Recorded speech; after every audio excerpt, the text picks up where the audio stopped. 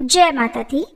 प्रिय भक्तजनों, आज नवरात्रि के छठे दिन की कथा में आप सभी का हार्दिक स्वागत है। आज माँ दुर्गा के छठे स्वरूप माँ कात्यायनी की पूजा की जाती है और आज की इस वीडियो में आप सभी सुनेंगे माँ कात्यायनी की संपूर्ण कथा। नवरात्रि में छठे दिन माँ भगवती के कात्यायनी स्वरूप की पूजा करके विधि विधान से मंत्र जाप करके जो भक्त कथा का श्रवण करता है, माँ उसके जीवन के सभी कष्ट दूर करती है और उनकी झोलियां खुशियों से भर देती हैं। तो आइए हम माँ कात्यायनी का ध्यान करते हुए, उन्हें मन ही मन प्रणाम करते हुए माँ कात्यायनी की कथाओं का श्रवण करते हैं। भगवान श्री कृष्ण को पति रूप में प्राप्त करने के लिए ब्रज की गोपियों ने इन्हीं देवी की पूजा कालिंदी यमुना के तट पर की थी और देवी कात्यायनी को ब्रजमंडल की अधिष्ठात्री देवी के रूप में भी पूजा जाता है। दरअसल ब्रज की गोपियां सांवले सलोने श्री कृष्ण पर अपना सब कुछ न्यौछावर कर चुकी थी। अब उनके जीवन में इच्छा थी तो केवल एक बार श्री कृष्ण के चरणों का कृपा प्रसाद पाने की।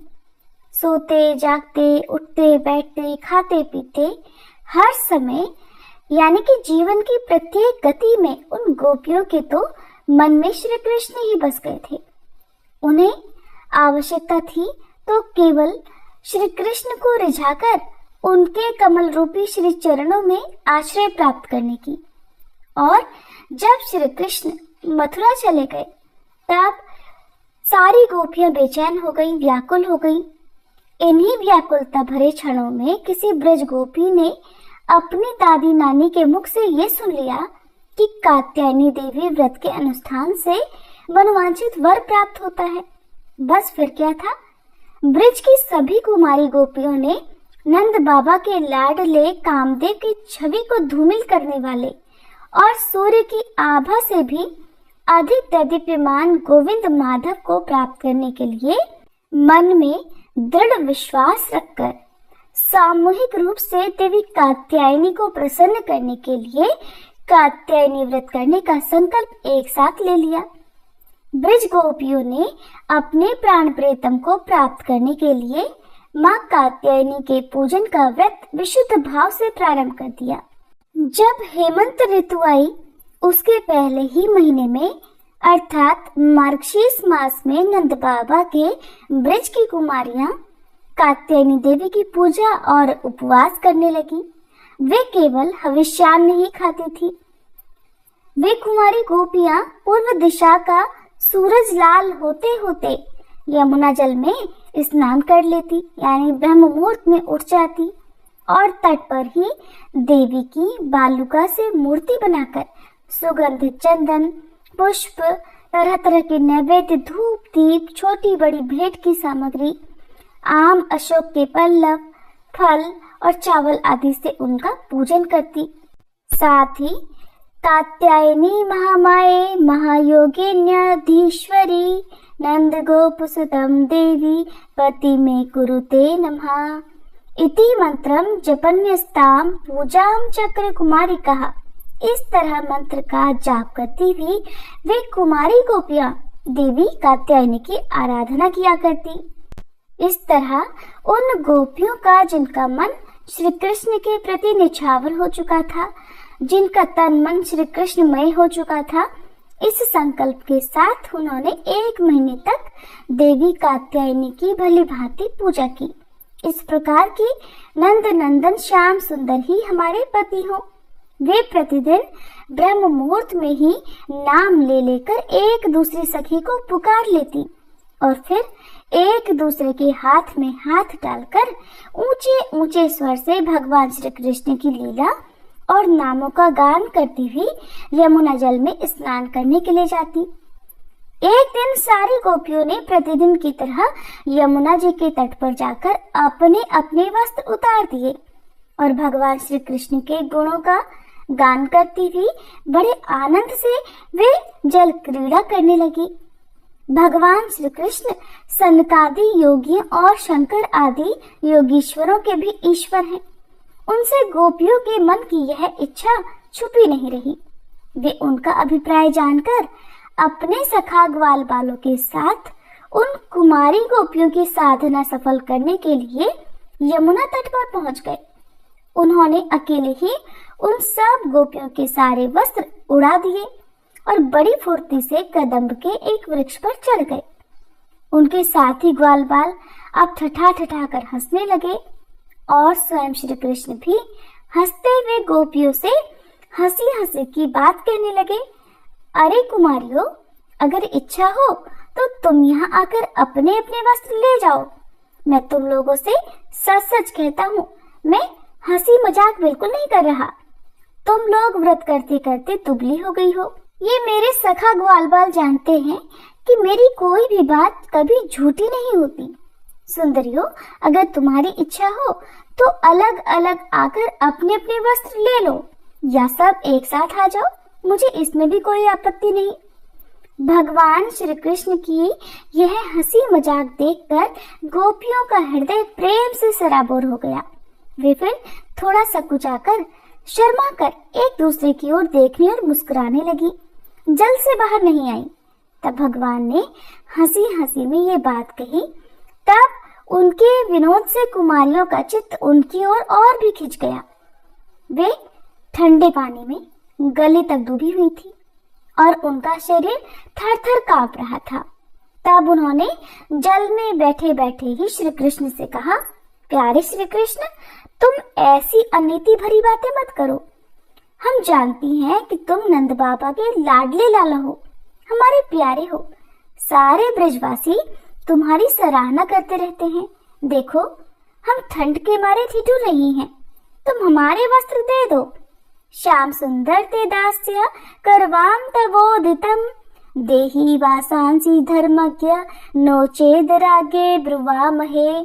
प्यारे श्याम सुंदर, हम तुम्हारी दासी हैं, तुम जो कुछ कहोगे उसे हम करने के लिए तैयार हैं। हमें कष्ट मत दो, हमारे वस्त्र हमें दे दो, नहीं तो हम जाकर अभी नंद बाबा से कह देंगी। तब श्री कृष्ण मुस्कुराते हुए बोले, गोपियों, तुम्हारी मुस्कान पवित्रता और प्रेम से भरी है। देखो, जब तुम अपने को मेरी दासी स्वीकार करती हो और मेरी आज्ञा का पालन करना चाहती हो तो यहाँ आकर अपने अपने वस्त्र ले लो। वे गोपियां जल में बहुत देर से बैठी हुई थी, ठंड के मारे कांप रही थी। किसी तरह सकुचाते हुए वे गोपियां यमुना जी से बाहर निकली। उस समय उन्हें ठंड बहुत सता रही थी। उनके इस शुद्ध भाव से भगवान बहुत ही प्रसन्न हुए। उन्हें अपने पास आई देखकर उन्होंने गोपियों के वस्त्र अपने कंधे पर रख लिए। फिर बड़ी प्रसन्नता से मुस्कुराते हुए बोले, अरे गोपियों, तुमने जो व्रत किया था उसे तुमने अच्छी तरह निभाया, इसमें संदेह नहीं। लेकिन इस अवस्था में वस्त्रहीन होकर तुमने जल में स्नान किया है। इससे तो जल के अधिष्ठाता देवता वरुण का और यमुना जी का अपराध हुआ है। इसलिए अब इस दोष की शांति के लिए तुम अपने हाथ जोड़कर सिर से लगाओ और उन्हें झुककर प्रणाम करो। इसके बाद अपने अपने वस्त्र ले जाओ। भगवान श्री कृष्ण की ये बात सुनकर उन गोपियों ने ऐसा ही समझा कि वास्तव में वस्त्रहीन होकर स्नान करने से हमारे व्रत में त्रुटि आ गई। अब उसकी निर्विघ्न पूर्ति के लिए उन्होंने समस्त कर्मों के साक्षी श्री कृष्ण को नमस्कार किया, क्योंकि उन्हें नमस्कार करने से ही सारी गलतियों और अपराधों का मार्जन हो जाता है, सब क्षमा हो जाते हैं। जब यशोदा नंदन भगवान श्री कृष्ण ने देखा कि सब की सब कुमारी गोपियां मेरी आज्ञा के अनुसार प्रणाम कर रही हैं, तब वे बहुत प्रसन्न हुए। उनके हृदय में गोपियों के प्रति करुणा उमड़ आई और फिर उन्होंने उनके वस्त्र दे दिए। श्री कृष्ण ने गोपियों से छल भरी बातें की, उनका लज्जा संकोच छुड़ाया, हंसी की और उन्हें कठपुतलियों के समान नचाया, यहाँ तक कि उनके वस्त्र भी हर लिए। फिर भी वे गोपियां उनसे रुष्ट नहीं हुई। उनकी इन चेष्टाओं को उन्होंने दोषी नहीं माना, बल्कि अपने प्रियतम के संग से वो तो और भी प्रसन्न हो गई। गोपियों ने अपने अपने वस्त्र पहन लिए, लेकिन श्री कृष्ण ने उनके चित्त को इस प्रकार अपने वश में कर रखा था कि वे वस्त्र पहनने के बाद भी वहां से एक कदम भी आगे नहीं बढ़ पाई। अपने प्रीतम के समागम के लिए सजकर वे उन्हीं की ओर लजीले चितवन से निहारती रहीं। भगवान ने देखा कि उन गोपियों ने उनके चरण कमलों के स्पर्श की कामना से ही ये व्रत धारण किया है और उनके जीवन का यही एकमात्र संकल्प है। तब गोपियों के प्रेम के अधीन होकर उखल तक में बंध जाने वाले भगवान श्री कृष्ण उनसे कहने लगे, मेरी परम प्रेयसी कुमारियों, मैं तुम्हारा यह संकल्प जानता हूँ कि तुम मेरी पूजा करना चाहती हो। तुम्हारी इस इच्छा का अनुमोदन करता हूँ। तुम्हारा ये संकल्प सत्य होगा। तुम मेरी पूजा कर सकोगी। जिन्होंने अपना मन और प्राण तक मुझे समर्पित कर रखा है, उनकी कामनाएं उन्हें सांसारिक भोगों की ओर ले जाने में समर्थ नहीं होती। ठीक वैसे ही जैसे भुने हुए या उबले हुए बीज फिर से अंकुर के रूप में उगने के लायक नहीं रह जाते। इसलिए गोपियों, अब तुम अपने अपने घर लौट जाओ। तुम्हारी साधना सिद्ध हो गई है। अब आने वाली शरद ऋतु की रात्रियों में तुम मेरे साथ विहार करोगी। गोपियों, इसी उद्देश्य से तुम लोगों ने यह व्रत और कात्यायनी देवी की पूजा की थी। फिर भगवान की आज्ञा पाकर वह गोपियां जाने की इच्छा न होने पर भी बड़े कष्ट से ब्रज में गईं। अब उनकी सारी कामनाएं पूर्ण हो चुकी थी। इस प्रकार जैसी जिसके मन में कामना हो, कात्यायनी देवी और भगवान श्री कृष्ण की कृपा से वह मनोकामना पूर्ण हो जाती है। माँ कात्यायनी का नाम कात्यायनी क्यों पड़ा, इसके विषय में पुराणों में कथा प्रचलित है। पौराणिक कथाओं के अनुसार वामिक नाम के एक ऋषि थे जिनके पुत्र का नाम कत्य था। आगे चलकर कत्य वंश में ऋषि कात्यायन का जन्म हुआ। उनकी कोई संतान नहीं थी और वे देवी भगवती को अपनी पुत्री के रूप में पाने की तीव्र इच्छा रखते थे। ऋषि कात्यायन ने अपनी इस इच्छा की पूर्ति के लिए कठोर तपस्या प्रारंभ कर दी और फिर एक दिन उनकी भक्ति से प्रसन्न होकर देवी भगवती उनके समक्ष प्रकट हुई। ऋषि कात्यायन ने अपनी इच्छा व्यक्त की और देवी ने उनके घर पुत्री के रूप में जन्म लेने का वचन दिया। इस दौरान राक्षस महिषासुर का आतंक तीनों लोकों में फैल गया, जिससे देवता और मनुष्य दोनों त्रस्त हो गए। इसे समाप्त करने के लिए ब्रह्मा, विष्णु और शिव जी ने अपनी शक्तियों को मिलाकर देवी की रचना की और इसी दिव्य शक्ति ने ऋषि कात्यायन के घर जन्म लिया। इसलिए ऋषि कात्यायन के घर जन्म लेने के कारण ही माँ का नाम कात्यायनी पड़ गया। उनके जन्म के बाद ऋषि कात्यायन ने 3 दिनों तक सप्तमी, अष्टमी और नवमी को भक्ति पूर्वक उनकी पूजा की।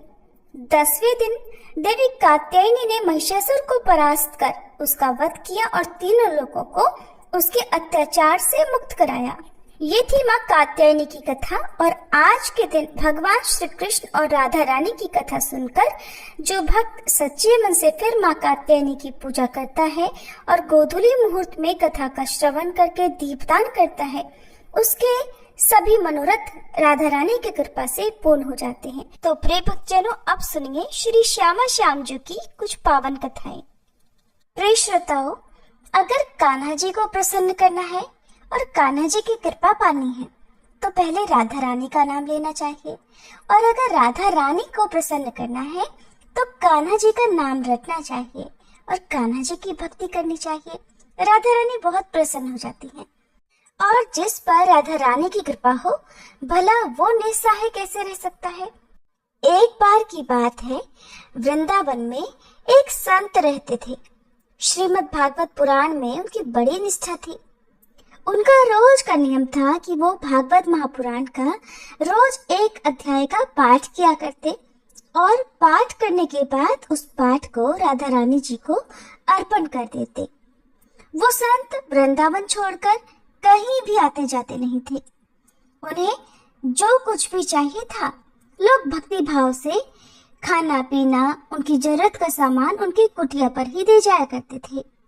वो संत भी अपनी कुटिया में बैठे बैठे या तो किशोरी जी का नाम जपते रहते या फिर श्रीमद् भागवत का पाठ किया करते। ऐसा करते करते उन्हें कई वर्ष बीत गए। एक दिन भी ऐसा नहीं था जब उन्होंने इस बीच राधा रानी को भागवत का अध्याय न सुनाया हो। वे संत अब बूढ़े हो रहे थे। श्रोताओं, ये बुढ़ापा ऐसा ही होता है। शरीर के सारे अंग कमजोर हो जाते हैं। कानों से सुनाई देना कम हो जाता है, आंखों से दिखाई देना कम हो जाता है, यहाँ तक कि चलने के लिए शरीर में शक्ति भी नहीं रह जाती। अब भागवत का जब वो पाठ करने बैठते तो उन्हें भागवत के अक्षर बहुत धुंधले से दिखाई देते। पढ़ने में बड़ी कठिनाई होती। बहुत देर तक नजरें गड़ाए रहते, तब धीरे धीरे जो कुछ समझ में आता उसी को पढ़ने लगते। कुछ दिनों के बाद तो अब उन्हें दिखना और भी कम हो गया। भागवत कथा पढ़ने में असमर्थ हो रहे संत जी को सिर्फ एक बात का अफसोस था। अफसोस इस बात का नहीं था कि उनकी आंखों की रोशनी कम हो रही थी। अफसोस इस बात का था कि अब वो भागवत का पाठ कैसे करेंगे और कैसे राधा रानी को भागवत सुनाएंगे। उनका कई वर्षों का एक नियम था जो ऐसा लगता था अब टूट रहा है। ऐसा लगता था जैसे अब वो इस नियम का पालन नहीं कर पाएंगे।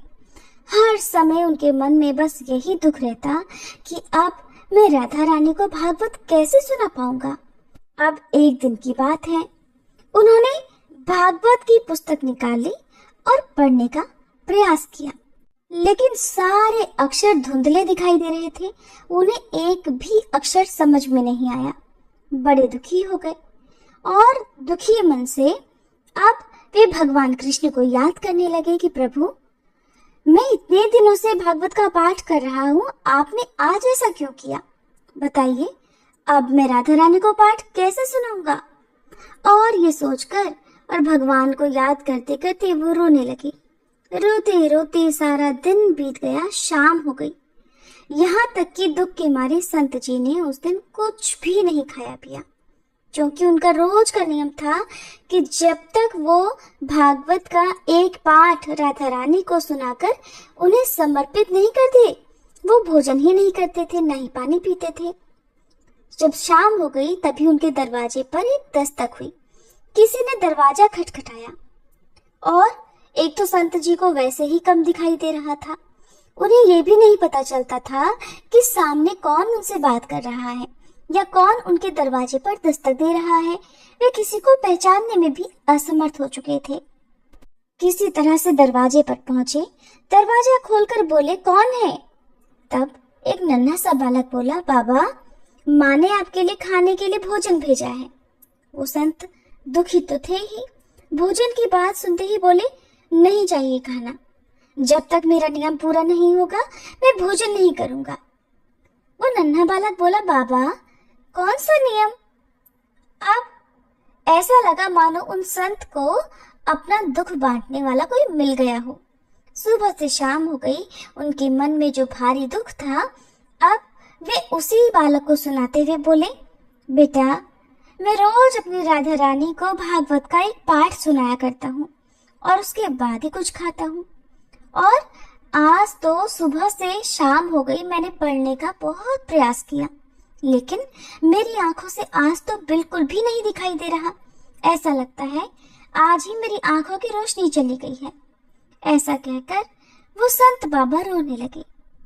बालक उन्हें रोता देखकर बोलने लगा, बाबा, अच्छा आंखें चली गई हैं इसलिए आप दुखी हो रहे हैं? तो संत महाराज बोले, अरे बेटा, ये आंखें भला किसको चाहिए? अरे मैं तो इसलिए दुखी हो रहा हूँ कि अब मैं अपनी राधा रानी को भागवत कैसे सुनाऊंगा। तब संत महाराज की बात सुनकर वो नन्हा बालक बोला, बाबा थोड़ा रुको, मैं बिल्कुल अभी आया। ऐसा कहते ही वो बालक दौड़कर वहां से चला गया और बाबा वहीं दरवाजे पर खड़े रह गए। इतने में ही वह बालक फिर से तेजी से दौड़ता हुआ वापस आया और बाबा को हाथ में कुछ पकड़ाते हुए बोला, बाबा, ये लो पट्टी और अपनी आंखों पर बांध लो। ऐसा कहकर वो पट्टी संत महाराज के हाथों में पकड़ाकर भाग गया। बाबा उसे आवाज देते ही रह गए, लेकिन वो रुका नहीं। तब बाबा बड़े दुखी मन से कमरे के अंदर आकर धरती पर ही लेट गए। बाबा ने सोचा, हो सकता है किसी वैद्य का बालक होगा, कुछ इलाज जानता होगा। हो सकता है इस पट्टी में कुछ मरहम लगा हो, चलो लगा कर देखता हूँ, शायद कुछ आराम मिल जाए, शायद मुझे दिखना शुरू हो जाए। ऐसा सोचकर बाबा ने धरती पर लेटे लेटे ही हाथों में पकड़ी पट्टी आंखों पर बांध ली और सो गए। कुछ देर के बाद जब बाबा उठे तो बड़ा आश्चर्य हुआ। ये बहुत हैरानी की बात थी कि बाबा को सुबह से लेकर शाम हो गई, भागवत का एक अक्षर भी समझ में नहीं आ रहा था। यहाँ तक कि उन्हें अपने कमरे में रखी वस्तुएं भी साफ साफ नहीं दिख रही थी। अब उन्हें सब कुछ साफ साफ दिखने लगा। एक एक चीज उन्हें बिल्कुल साफ नजर आ रही थी। ये देखकर बाबा बड़े प्रसन्न हुए। सोचने लगे, वो बालक तो बड़ा करामाती निकला। अच्छा, देखता हूँ आखिरकार उस बालक ने इस पट्टी में क्या औषधि मिलाई है। बाबा ने जैसे ही अपने हाथ में उस पट्टी को लेकर देखा तो उसमें क्या देखा कि ना तो उसमें कोई औषधि है, न ही किसी तरह का लेप लगा हुआ है, बल्कि उसमें तो केवल राधे राधे लिखा हुआ था। ये देखते ही संत महाराज तो फूट फूट कर रोने लगे और कहने लगे, हे किशोरी जी, आपके नाम की कितनी महिमा है। आपका नाम लिखा भर होने से इस पट्टी से मुझ अंधे को आंखें वापस मिल गई। मुझे और क्या चाहिए। बाबा बोले, राधे, मुझसे श्लोक सुनने में आपको कितना आनंद आता है। अब देखो, मैं आज से तुम्हें रोज भागवत सुनाऊंगा। बाबा बड़े ही प्रसन्न थे। बहुत खुशी के साथ, बड़े उत्साह के साथ वो जल्दी से उठ गए और फिर रात में ही स्नान आदि करके पाठ करने बैठ गए। आज जब वे राधा रानी को भागवत सुना रहे थे तो उनकी आवाज में एक अलग ही खुशी थी, एक अलग ही ऊर्जा थी। होती भी क्यों ना, स्वयं राधा रानी और बांके बिहारी जी ने जो उन पर इतनी बड़ी कृपा की थी। प्रेम से बोलिए, श्री राधे रानी की जय, बांके बिहारी की जय। जैसे कान्हा जी अपने सच्चे भक्तों पर बहुत जल्दी प्रसन्न हो जाते हैं और उनकी पुकार सुनकर वो दौड़े चले आते हैं, उसी तरह राधा रानी भी अपने भक्तों की पुकार जरूर सुनती हैं। एक बार की बात है, एक सेठ जी थे और एक गांव में रहा करते थे। भरा पूरा परिवार था। वो बहुत धनी थे। उनके 3 बेटे थे, लेकिन उनकी कोई भी बेटी नहीं थी। इस बात की कमी सेठ जी को बहुत खलती थी। कुछ समय बीता तो एक दिन सेठ जी की पत्नी का देहांत हो गया। समय का पहिया घूमता रहा। समय हुआ तो विवाह योग्य सभी बेटों का विवाह भी कर दिया गया। सेठ जी का अच्छा खासा कारोबार था। दिन भर सेठ जी के बेटे कारोबार संभालते और शाम होने पर अपने बच्चे और अपनी पत्नियों के साथ व्यस्त रहते। सेठ जी की सुनने वाला अब परिवार में कोई नहीं था। कोई भी ऐसा नहीं था जिससे सेठ जी अपने मन की बात कह सुन सके। सेठ जी को शुरू से ही इस बात का बड़ा अफसोस था कि उनकी कोई बेटी नहीं है और अब उनकी पत्नी भी उनके साथ नहीं थी। उनकी पत्नी भी अब उनका साथ छोड़कर जा चुकी थी। सेठ जी के मन में ये कसक और भी बढ़ने लगी कि उनकी कोई पुत्री क्यों नहीं है। एक दिन एक बहुत पहुंचे हुए महात्मा सेठ जी के घर पर आए और उन्हें दुखी देखकर पूछने लगे कि सेठ जी, क्या बात है, तुम्हें किस बात की परेशानी है, तुम इतना दुखी क्यों लग रहे हो। तब सेठ जी ने अपने दुख का कारण उन महात्मा को बताया कि महात्मा जी, मेरी कोई भी बेटी नहीं है। इस कारण से मुझे अपने जीवन में ये अभाव लगा रहता है और मुझे बड़ा अफसोस होता है, बहुत दुख होता है कि मेरी कोई बेटी क्यों नहीं है। अगर मेरी बेटी होती तो वो भी मेरा ध्यान रखती, मेरे मन की बात सुनती, मैं भी उससे अपने मन का बोझ कह सुनकर हल्का कर लिया करता। तब वो पहुंचे हुए महात्मा कहने लगे कि सेठ जी, तुम राधा रानी को ही अपनी बेटी मान लो। हमारे जीवन में जब जिस चीज की कमी होती है तो उसे भगवान ही तो पूरा करते हैं। अब भला बेटी ना होने के कारण तुम इतने परेशान हो। परेशान होने से क्या होगा भला। तुम राधा रानी को एक बार अपनी बेटी मान कर देखो और जब भी तुम्हारा मन चाहे, जब भी तुम उदास हुआ करो, अपने दिल की सारी बात राधा रानी से कर लिया करना, और फिर तुम्हें ये अभाव कभी नहीं सताएगा कि तुम्हारी कोई बेटी क्यों नहीं है। महात्मा जी की ये बात सेठ जी को बड़ी अच्छी लगी और फिर उन्होंने ऐसा ही किया। खूब खुश होकर बाजार गए और वहां से राधा रानी की एक सुंदर सी मूर्ति खरीद कर ले आए। उन्हें पहनाने के लिए सुंदर सुंदर पोशाकें भी ले आए। हर दिन वो राधा रानी की मूर्ति को स्नान कराते और उनकी पोशाक बदलते, उनसे खूब सारी बातें करते और फिर हर दिन खुद भोजन करने से पहले राधा रानी को भोग लगाते। सोने से पहले ये उनका नियम बन गया था कि वो राधा रानी के साथ खूब बातें करते, दिन भर की बातें राधा रानी को सुनाया करते। ऐसा करते करते सेठ जी दिल से ही राधा रानी को अपनी बेटी मानने लगे और वो ये भूल ही गए कि उनकी कोई बेटी नहीं है और वे इस एक निर्जीव सी मूर्ति को ही अपनी बेटी मान बैठे हैं। लेकिन भक्ति में मगन सेठ जी को किसी भी बात का आभास नहीं था।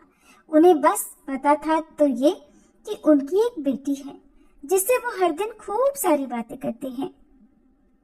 अब जब तक सेठ जी दिन भर राधा रानी से बात ना कर लें या उनकी पसंद का भोजन राधा रानी को ना खिला ले, उनका मन ही नहीं लगता था। जब तक वह उनसे बात नहीं कर लेते तब तक उनके मन को बड़ी बेचैनी रहती। बहुत सारी बातें करने के बाद, अपने दिल की सारी बातें कहने के बाद ही उनके मन को सुकून आया करता था। एक बार की बात है, सेठ जी के घर पर चूड़ी बेचने वाली एक मनिहारिन आया करती थी और सेठ जी की बहुएं उस मनिहारिन से खरीद कर चूड़ियां पहनती थी। एक दिन वह मनिहारिन चूड़ी बेचने के लिए सेठ जी के घर आई। तब उसने सेठ जी की तीनों बहुओं को उनकी पसंद की चूड़ियां पहनाई। मनिहारिन सेठ जी के घर पर बैठी हुई थी। सेठ जी की तीनों बहुएं तो चूड़ियां पहनकर चली गईं। उनके ही सामने एक छोटी सी कन्या आई और मनिहारिन से कहने लगी कि मुझे भी चूड़ियां पहना दो, खूब सारी रंग बिरंगी। चूड़ी वाली ने सोचा कि शायद सेठ जी के घर पर कोई मेहमान आया होगा, उन्हीं की ये कन्या होगी, तो उसने भी उस नन्ही बालिका को चूड़ियां पहना दी। और उसके बाद वो चूड़ी वाली मनिहारिन सेठ जी से पैसे मांगने सेठ जी की दुकान पर पहुंच गई और कहने लगी कि मुझे चूड़ियों के पैसे दे दो।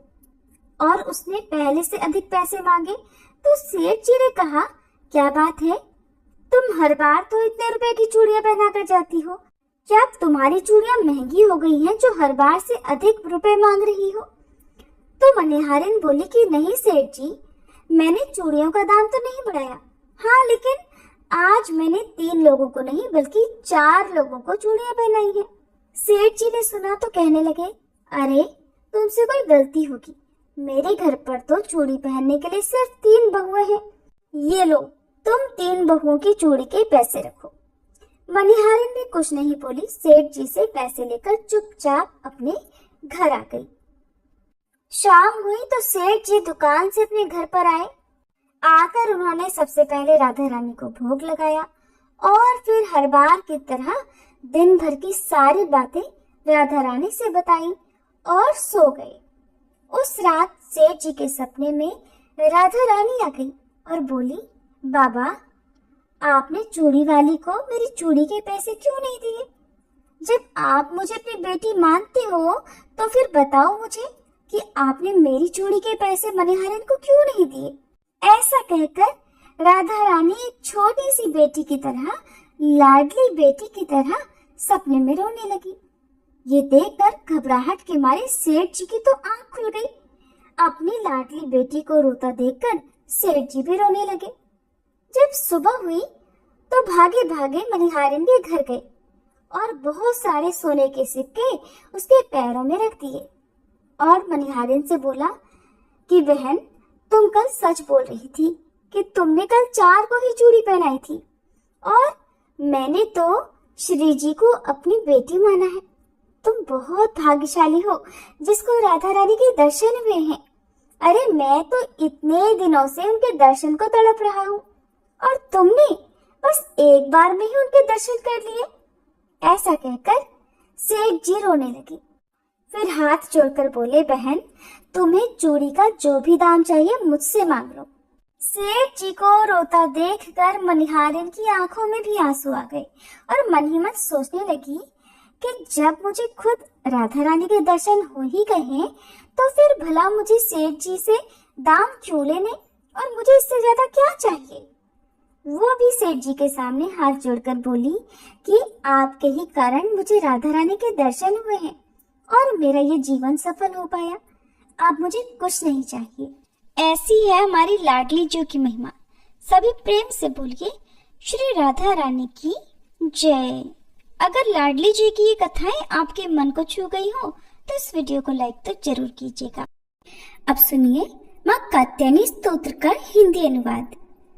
मैं मनोवांछित लाभ प्राप्त करने के लिए सभी तरह के मनोरथों को पूर्ण करने वाली, मस्तक पर अर्धचंद्र धारण करने वाली, सिंह की सवारी करने वाली, 4 भुजाओं वाली और यश प्रदान करने वाली माँ कात्यायनी की वंदना करती हूँ।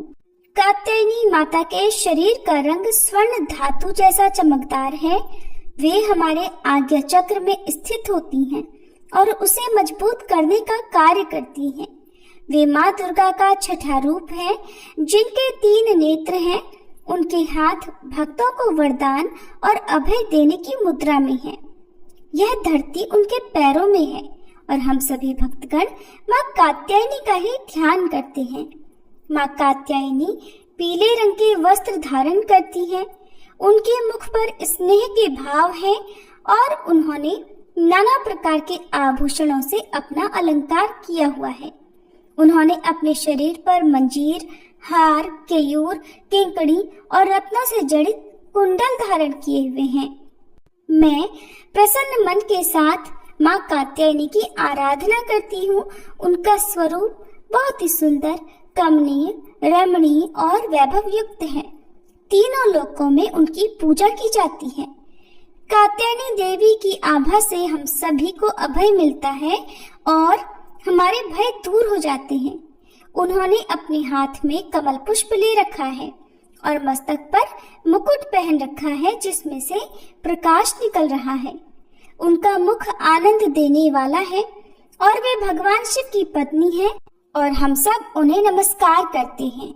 माँ कात्यायनी ने पीले रंग के परिधान धारण कर रखे हैं और तरह तरह के आभूषणों से अपना श्रृंगार किया हुआ है। वे सिंह की सवारी करती है और उनके हाथों में कमल का फूल है। हम सब माता के सेवक हैं और उन्हें प्रणाम करते हैं। देवी कात्यायनी हमें आनंद प्रदान करती है और वे ही परम सत्य और परम ब्रह्म का रूप हैं। कात्यायनी देवी ही सर्वशक्तिशाली और परम भक्ति का स्वरूप है। वे माँ कात्यायनी अपने भक्तों पर सदैव कृपा करें। हम सब उन्हें नमन करते हैं। माँ कात्यायनी इस विश्व को चलाती है, हमें जीवन देती है, हमारा जीवन लेती भी है और इस विश्व में प्रेम का संचार करती है। वे ही इस विश्व के प्राणियों की हर चिंता हर लेती हैं। हम सभी माता को बारंबार प्रणाम करते हैं। माँ कात्यायनी इस सृष्टि का बीज मंत्र है और वे ही इस सृष्टि की आधार देवी है। जो भी कात्यायनी माता के बीज मंत्र का जाप करता है उसे परम आनंद की प्राप्ति होती है। कात्यायनी माता ही हमारा भरण पोषण करती है। हम सभी कात्यायनी देवी की ही संतान हैं। कात्यायनी माँ के ध्यान से हमें हर्ष की अनुभूति होती है। वे ही हमें धन और सुख प्रदान करती है। जो भी सच्चे मन के साथ कात्यायनी देवी के बीज मंत्र का जाप करता है उसकी तपस्या सफल हो जाती है और वह मोक्ष को प्राप्त कर लेता है। हम सभी माँ कात्यायनी के बीज मंत्र का जाप करते हैं और उनकी पूजा करते हैं। वे ही हमारे जीवन को सुखमय बनाती हैं और विपत्तियों से हमारी रक्षा भी करती हैं। कात्यायनी माता ही हमारा भूतकाल, वर्तमान और भविष्यकाल निर्धारित करती है। हम सभी माँ कात्यायनी के ही रूप हैं। हम सभी माँ कात्यायनी को बारंबार प्रणाम करते हैं। ये था माँ कात्यायनी को समर्पित स्तोत्र पाठ। सभी प्रेम से बोलिए कात्यायनी मैया की जय। अब सुनिए श्री दुर्गा चालीसा पाठ और आरती। नमो नमो दुर्गे सुख करनी, नमो नमो अम्बे दुख हरनी। निरंकार है ज्योति तुम्हारी, तिहु लोक फैली उजियारी। शशि ललाट मुख महाविशाला, नेत्र लाल भ्रकुटी विकराला। रूप मातु को अधिक सुहावे, दर्श करत जन अति सुख पावे। तुम संसार शक्ति लै कीना, पालन हेतु अन्न धन दीना। अन्नपूर्णा हुई जगपाला, तुम ही आदि सुंदरी बाला। प्रलय काल सब नाशनहारी, तुम गौरी शिव शंकर प्यारी। शिव योगी तुम्हारे गुण गावे, ब्रह्मा विष्णु तुम्हें नित ध्यावे। रूप सरस्वती को तुम धारा, दे सुबुद्धि ऋषि मुनिन उबारा। धर्यो रूप नरसिंह को अम्बा, प्रगट भई फाड़ कर खम्बा। रक्षा करी प्रहलाद बचायो, हिरणाकुश को स्वर्ग पठायो। लक्ष्मी रूप धरो जग माही, श्री नारायण अंग समाही। क्षीर सिंधु में करत विलासा, दया सिंधु दीजे मन आसा। हिंगलाज में तुम ही भवानी, महिमा अमित न जात बखानी।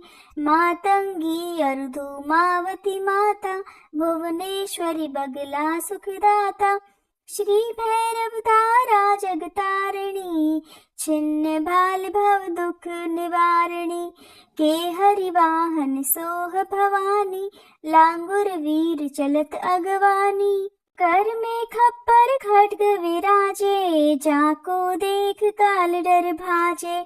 सोहे अस्त्र और त्रिशूला, जाते उठत शत्रु ही शूला।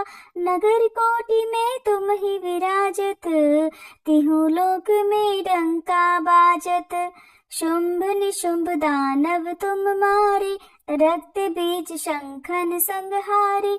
महिषासुर नृप अति अभिमानी, जहि अगभार मही अकुलानी। रूप कराल कालिका धारा, सेन सहित तुम तिहि संहारा। परिगाढ़ संतन पर जब जब, भई सहाय मातु तुम तब तब। अमरपुरी अरुबा सब लोका, तब महिमा सब रहे अशोका। ज्वाला में है ज्योति तुम्हारी, तुम्हें सदा पूजे नर नारी। प्रेम भक्ति से जो जस गावे, दुख दारिद्र निकट नहीं आवे। ध्यावे तुम्हें जो नर मन लाई, जन्म मरणता को छुट जाई। जोगी सुर मुनि कहत पुकारी, योग न हो बिन शक्ति तुम्हारी। शंकर आज रज तप कीनो, काम अरु क्रोध जीत सब लीनो। निषदन ध्यान धरो शंकर को, काहु काल नहीं सुमिरो तुमको। शक्ति रूप को मरम न पायो, शक्ति गई तब मन पछतायो। शरणागत हुई कीर्ति बखानी, जय जय जय जगदम्ब भवानी।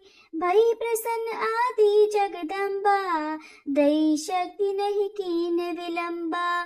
मोको मातु कष्ट अति घेरो, तुम बिन कौन हरे दुख मेरो। आशा तृष्णा निपट सतावे, मोह मदाधिक सब विनिशावे। शत्रुनाश की जय महारानी, सुमिरो इक चित तुम्हें भवानी।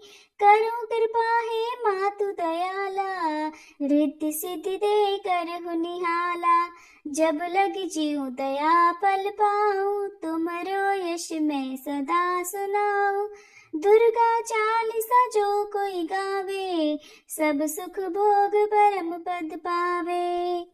श्री दुर्गा चालीसा समाप्त। ओम जय कात्यायनी माँ, मैया जय कात्यायनी माँ।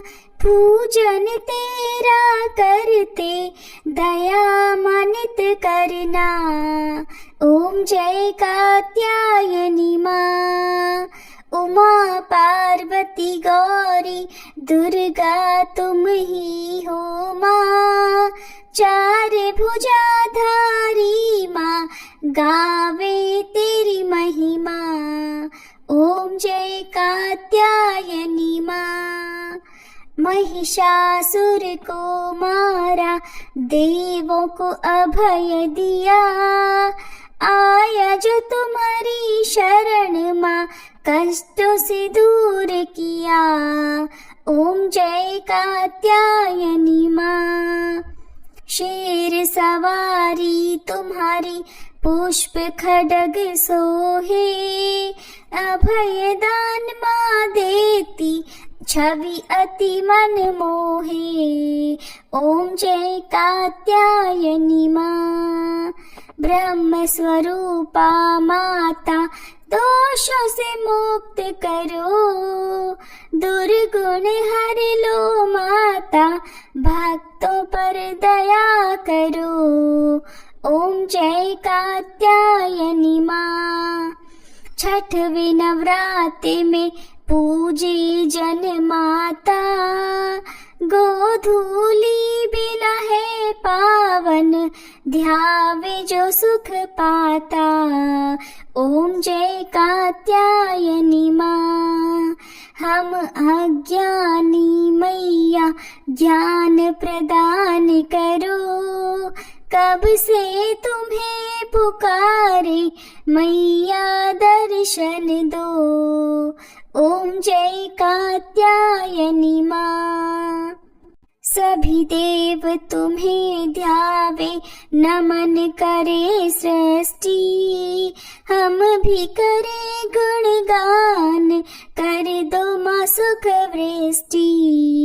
ओम जय कात्यायनी माँ। कात्यायनी मैया की आरती नित गाओ, भरेगी माँ भंडारे, चरणों में नित आओ।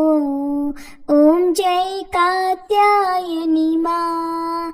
ओम जय कात्यायनी माँ। मैया जय कात्यायनी माँ। पूजन मैया तेरा करते, दया मनित करना। ओम जय कात्यायनी माँ।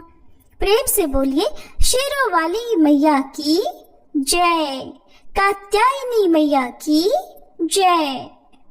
प्रिय भक्तजनों, अब हम सभी मिलकर माता रानी से क्षमा याचना करते हैं, ताकि हमारे द्वारा हुई किसी भी गलती के लिए माता रानी हमें क्षमा कर सके। हे परमेश्वरी, मेरे द्वारा रात दिन सहस्त्रों अपराध होते रहे हैं, अतः आप मुझे अपनी सेवक समझकर कृपा पूर्वक मेरे उन अपराधों को क्षमा करो। न तो मैं आह्वान करना ही जानती हूँ, न विसर्जन करना ही जानती हूँ, और न पूजा ही करना जानती हूँ। हे परमेश्वरी, मुझे क्षमा करो। हे सुरेश्वरी, मैंने जो मंत्रहीन, क्रियाहीन और भक्तिहीन पूजन किया है, वह सब आपकी दया से पूर्ण हो। सैकड़ों अपराध करके भी भक्त आपकी शरण में आकर केवल जगदम्ब कहकर ही मोक्ष को प्राप्त करते हैं, जिसे ब्रह्मादि देवगण भी पाने में असमर्थ होते हैं। हे जगदम्बिके, मैं अपराधी हूँ, किंतु आपकी शरण में आई हूँ, अतः इस समय मैं दया की पात्र हूँ। आप जैसा चाहो वैसा करो।